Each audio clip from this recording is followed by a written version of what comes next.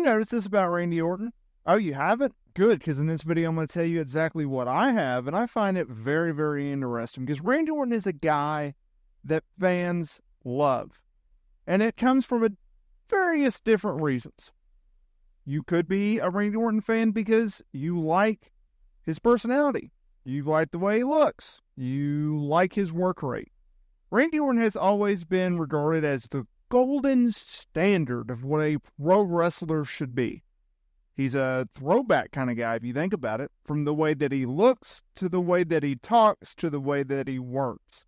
He's been praised by many for being what every wrestler should aspire to be. You look the part, you act the part, you work the part. In a lot of ways, his throwback ability is regarded highly, considering that he is a worker. He works smart. He has set the tone. He has set the game plan for what a WWE match, at least under Vince McMahon, would have looked like. When we use the word worker, a lot of people think it's all about the moves. But in fact, if you listen to the old timers, worker is working the crowd. It's being considered someone that listens to the crowd. You do exactly what the crowd tells you to do. They get bored, you raise up the temperature of the match. You start getting a little bit more rampant. If they are too high, you bring them back down. You build heat throughout the match. It's actually quite brilliant. And throughout Randy Orton's career, sure, he floundered on the main roster in 2002 and early 2003 when he's first called up from OVW. But even in OVW, he was considered a bright spot on the roster, a top prospect for the company, someone that was going to lead the company for the next 10, 15, and 20 years. And so when he got to the main roster and things didn't work out, well, Triple H saw the potential. Flair saw the potential. And so at a time when Evolution, a group named by Arn Anderson, Triple H and Ric Flair, they picked Randy Orton. And then, of course, they almost picked Mark Jindrak, but thank goodness that didn't work out, and we got Dave Bautista. Because he went from Deacon Dave to Batista, right? And so Randy Orton's career took off from there. And Randy Orton's career was nearly taken away from us in 2022 due to a severe back injury.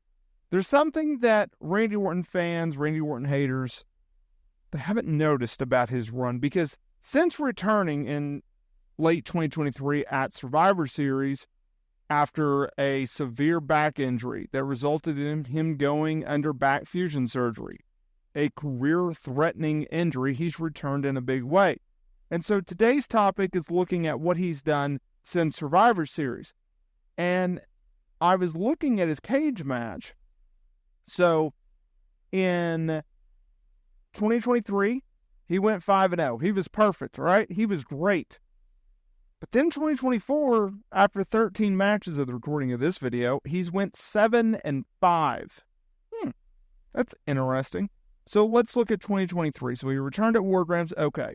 He beat Dominic Mysterio on a Monday Night Raw. He teamed with LA Knight to go over Jimmy Uso and Solo Sikoa. Then he went over Jimmy Uso.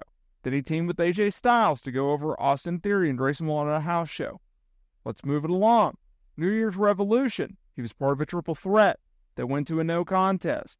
He worked with Dominic again. Then he worked with the Bloodline and LA Knight and AJ Styles on a Friday Night SmackDown. He went over Solo Sikoa. Fatal 4-Way Universal title, Royal Rumble. He put Roman Reigns over.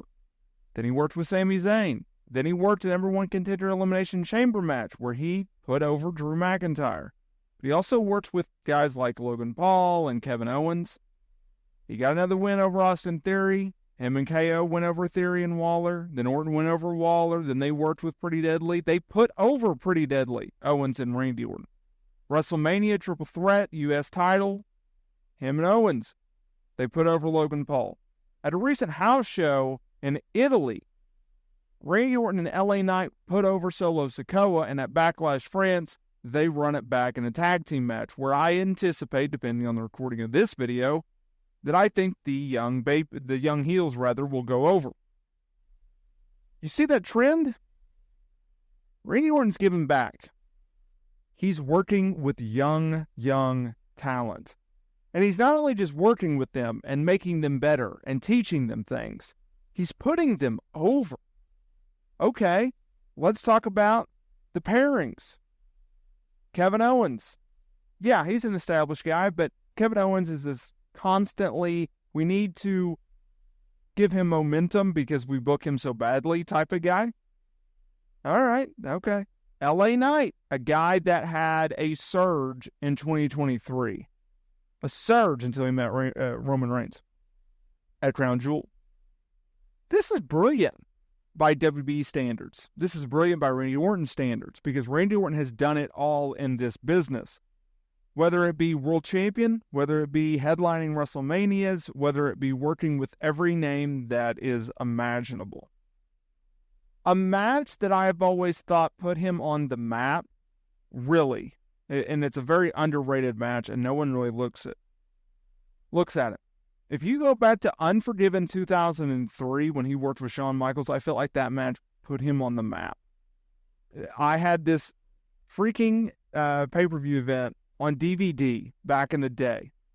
And I would bring my portable DVD player around everywhere I would go. And so I would constantly watch this show to the point where I wore out the disc and it would stop working halfway through Goldberg Triple H main event, which was probably for the best considering that match was god-awful. But one of the highlights of that show was Randy Orton and Shawn Michaels. And so in 2004, he becomes IC champion. Actually, he becomes IC champion, I think, in December of 2003. At like the Armageddon pay-per-view. Somewhere around there. In 2004, he works with Foley. Foley put him on the map. That was another one. A lot of people point to that match as well. The hardcore match at Backlash. He obviously wins the world title at SummerSlam that year. He feuds with Triple H. That did not work over well. I look forward to seeing what Randy Orton does going forward. I appreciate the fact that he's a babyface again. I appreciate the fact that he shaved that god-awful mustache. I appreciate the fact that he's working with these younger guys. He's putting over the next generation. He's teaching the other generation. He has a second lease on his career, and he's taking full advantage of it. And I appreciate that from a guy that has followed Randy Orton's career for over 20 years. That stat is nuts for me as a guy that's almost about to be 30. But Randy Orton, he's truly remarkable. Appreciate him while we have him. And let me know down in the comments here below, have you picked up on this trend? Or is this something new for you? Make sure to hit that like button, subscribe button, that notification bell so you are notified every time we upload new content here on the channel. And with that being said, I will see y'all in the next video.